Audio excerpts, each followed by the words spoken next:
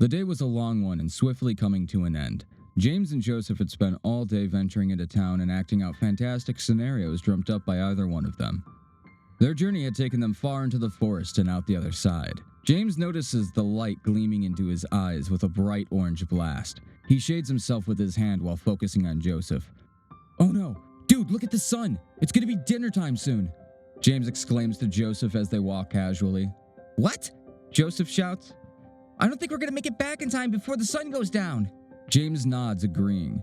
The path they were on would take them directly back to their suburb, granted after having traveling through 2 forest preserves and crossing a river, the river indicating they only had a quarter of the way left to go. After the river, it was a steep incline to reach the top of a large hill. Then they would be in their neighborhood. They wouldn't make it before curfew, and they knew that. Without the trail through the forest, it would take another 2 hours to get home, having to go around town and much farther out of their way. They stood at the threshold of the forest, peering in to see what awaits them.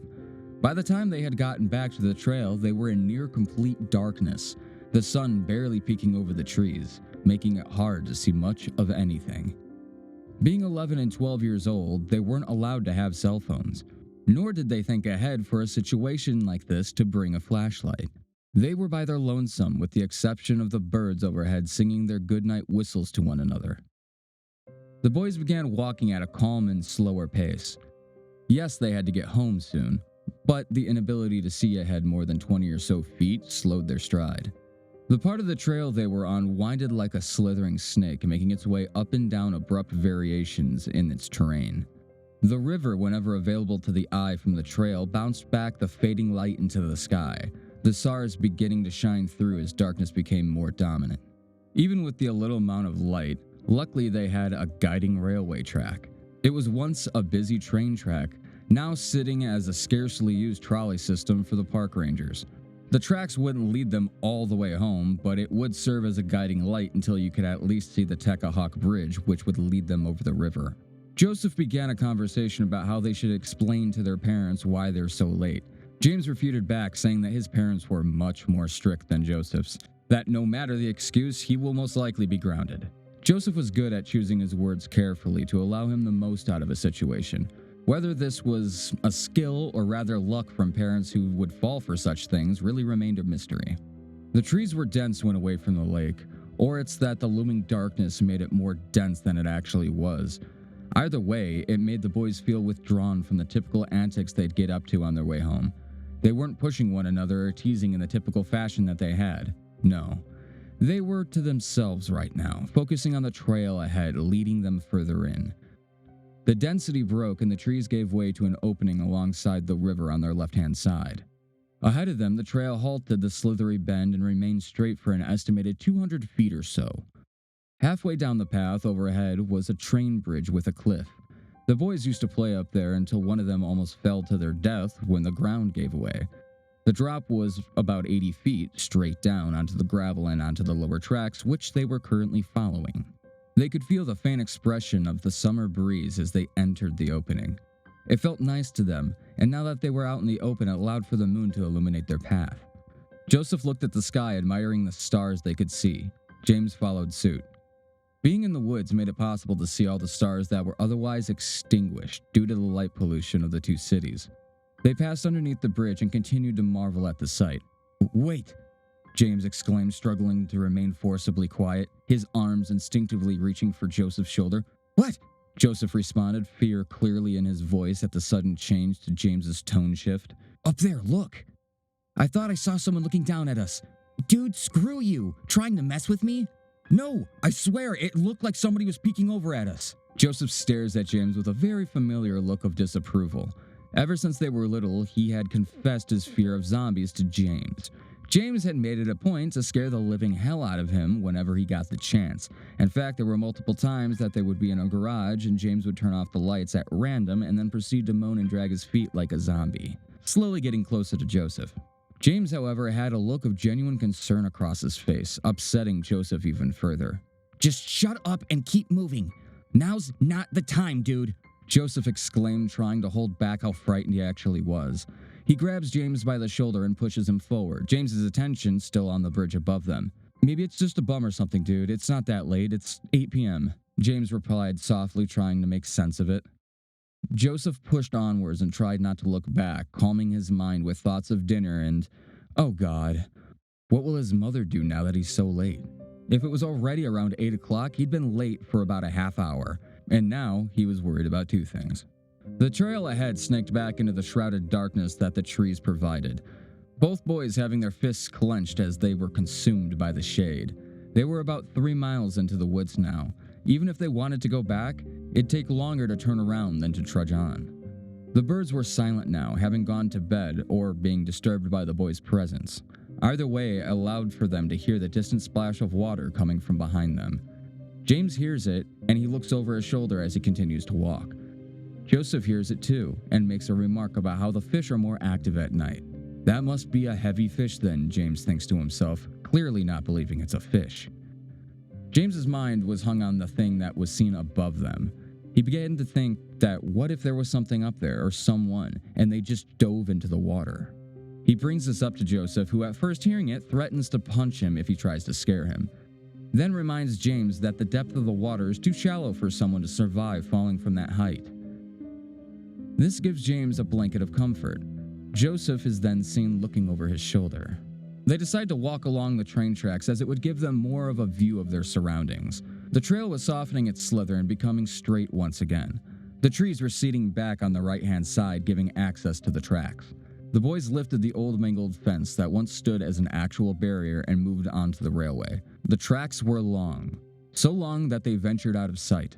The gravel was loose and crunched beneath every step taken, accompanying them as a type of background music now that the song of the birds had faded.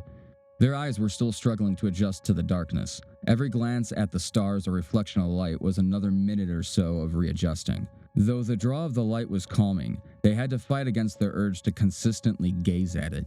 They positioned themselves in the middle of the tracks to distance themselves from the surrounding woods. The planks of wood used, however long ago, were showing their age in grave detail, splitting and rotting together. The planks were practically buried by the amount of gravel around it. This made it a little difficult to keep their straight pace without slipping. Not wanting to return to the trail just yet, they each took a rail and began walking on them tightrope style. Having done this plenty of times, they were moving faster than they originally had on the gravel. Joseph felt a vibration under him, then so did James. The vibrations were light, not the same as if a train were barreling towards them, which has happened before. No, these were subtle, so subtle that if they were alone they could chalk it up to being loose rails, though both of them were feeling this. They were looking at one another trying to determine what it was when it stopped abruptly. No sounds were heard except for the distant swaying of water brushing against the landside. Something illuminates behind them, looking like two boxes floating about 7 feet from the ground. They stop in their tracks, bantering back and forth as to what it is. They move off the tracks and move towards the trail, still walking on the gravel at a slow pace. As they get closer, the boxes become divided and grow in number. They're windows. The body holding it up was rusted, sporting faded colors of blue and gray, a number scratched out of memory with the remaining 5 and 9 still somewhat visible. It was the trolley. But what in God's name was it doing out in the middle of the woods with its interior light on? "Shouldn't this be back at the station?" James whispered to Joseph.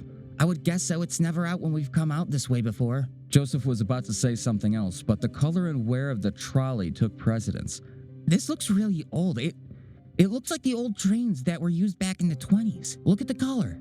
James remembered that they had learned recently at school of how the flag colors of the neighboring two towns were agreed to be put on the railway after a derailment that claimed 24 lives back in the 20s. Joseph's jaw drops. "Holy crap, that accident had to have happened somewhere around here."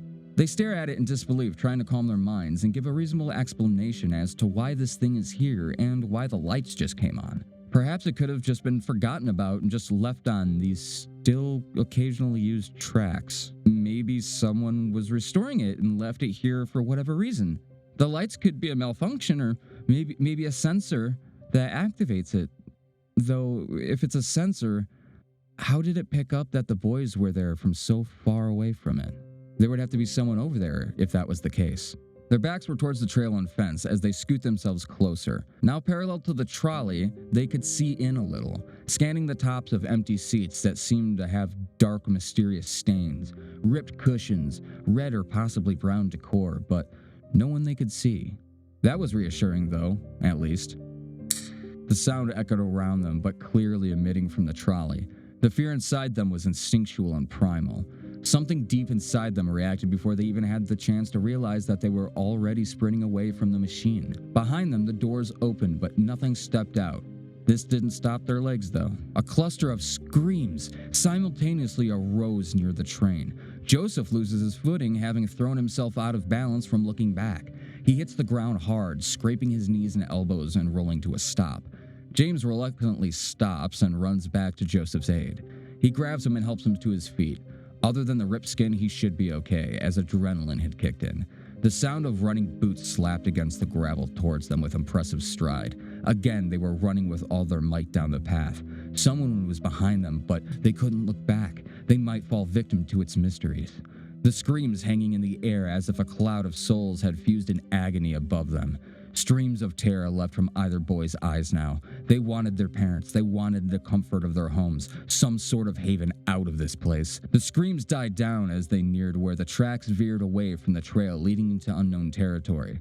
The boys were on the verge of being sick, their stomach in knots. They had to stop soon, or they surely keel over from exhaustion. In the short amount of time that they had ran their fastest, they had gained considerable distance from the trolley. In fact, upon finally looking back, there was no trolley to be seen, only a faint shadow of what looked like to be a person, blocking out the light from the distant station where they had started miles back. Its arms to its side, the head rocking side to side as if cracking its neck. Though there were no eyes visible to them, they could feel the pressure and intensity coming from it directed towards them. Though out of breath, they continued to move, slowly and surveying their area in non-rhythmic movements down the path. Finally, they could see a little bit of light ahead of them, which meant that the Tacahawk Bridge was ahead. A sense of relief showered over them upon the sight. The sound of water was getting louder and fueled their motive further. A whisper so cold it resembled a winter storm blew past James's ear, calling out his name. It was so close he felt the exasperation break on the lobe of his ear. Don't look, whatever you do. Joseph harshly grunted at James, eyes locked on the bridge's far side. Having Joseph tell him this made it all the harder not to look. He picked up his pace and tensed himself like never before. The dull taps of wood accompanied the droning sound of water clashing. They had finally made it on the bridge. The ominous feeling, however, lingered, attaching itself to the boys as if they had adopted it as their own. Joseph looked at James and then behind them, curiosity getting the better of him. At the first plank of wood beginning at the bridge lingered a moderate amount of fog. As transparent as it was, it held a very dark secret that James and Joseph would hopefully never know. Joseph makes a remark about the cloud of fog, but James is already focusing on the shore side above the bridge in their current direction. Joseph sees what he's fixated on. Something is on the path ahead of them, halfway up the hill. It looks large and it's slowly getting closer, creeping down the hill. James's eyes opened at what he realized it most likely was. The forest rangers. He turns to Joseph and grabs him and tells him that they need to sprint for it with all that they have. They can't get caught after dark, let alone trespassing. Who knows what his mother would do to him? They run as fast as they can with the little energy they were able to regain. The shrouded black mass becoming more visible by the second and developing into a jeep. Their lights were dimmed and pointed towards the ground. Either they were looking for something or they had another issue entirely, neither of which concerned the boys as long as they weren't spotted. They managed to get across the river and onto the other side, having to duck into the shrubs and go under the bridge to remain hidden. The cracking of the planks overhead were almost as loud as their heartbeats in their ears. They waited long enough for the rangers to get out of sight and vanish into the unknown, hopefully avoiding the trolley. The boys came out and wiped the dirt and grime from their clothes. It wasn't much further now. The end was in sight, just at the top of that hill. Haphazardly, they got back on the trail. The fog was nowhere to be seen. Perhaps it was never there at all. The boys were puzzled and didn't have the mind to take on such mindful excursions. Home was ahead of them, not behind. The way up was more quiet than they had expected. Even at night, this side of the forest was more alive. They'd often listen to the forest when going to sleep. The moon was still shining brilliantly, even though clouds had rolled in obscuring its features. This allowed the boys visibility into the woods for about 30 feet or so on either side. They at this point were linked in arms as to not leave one another if they were to have to flee. On the right side of the path was flat, allowing for absolute clarity in the immediate area, though giving way to rather dense bushes and other foliage. On that very side, sticks and other twigs began to snap, almost as if something unseen were stepping on them, getting closer. The boys picked up their pace, speed walking together now. Out from the darkened shrubbery emerges a dark hooded figure, walking in a careful manner as if they were holding something of significant value. Both children saw an unlinked arms and began running again, pushing against their limits with the last of their adrenaline. The trees surrounding them had unknown horrors within. The trees gave sight to hanging bodies, some of which spasmed with such force it was cracking the branches. Muffled moans coming and going as if they had missed their mark like arrows. The hooded figure was on the path now, floating towards them, its apparel dragging into fragments of fog against the concrete. The bodies hanging from trees becoming suddenly silent and still. The only sound is their own feet slapping the ground as they run. The sound of something snapping catches their attention. One of the bodies has fallen into the forest. The shaking of random plants in the darkness is heard, getting closer and closer. The sound of haunted bootsteps rustling through the leaves towards its target, all while whispers call the boys' names, their tones varying from persuading to violent in a matter of moments. The moon lit up the street almost as bright as the sun. The clouds that hid its face were now gone. The trees were behind them now, and the boys were sitting on the curbside under a streetlight. They had to stop there to regain their energy. They were on the verge of collapsing. They had heard stories of places like these woods, where it's haunted and usually involves some kind of murder-love mystery, but that sort of thing happens to adults, not children. Though James, especially James, should have understood this. He was into scary things and staying up late to catch the occasional horror movie. James lied back in the grass of someone's yard for a moment to stretch. They could hear the whistle of the trolley in the distance, though now they would always have to wonder if it was the real thing that they're hearing. The whistle echoing into the night as if howling at the moon. I'll see you, Joseph tells James. By the time James opens his eyes and sits up, Joseph is gone, his footsteps fading away. James walks home and confronts his parents. It's 11 at night, and there's no way around it. He was grounded. His parents, being respected members of their church and community, they felt they needed to have strict guidelines for their children. So when James tried to explain to them about how he and Joseph had been in the woods experiencing something out of hell, his parents paid no mind to him and told him to stop fabricating such nonsense. They had no patience for ghost stories. They continued to reprimand him until he promised to stop spinning these tall tales. He should have known. His mother was tired of hearing about his friend Joseph and the adventures they still went on. He had been dead for a year now, and it was about time James got over it.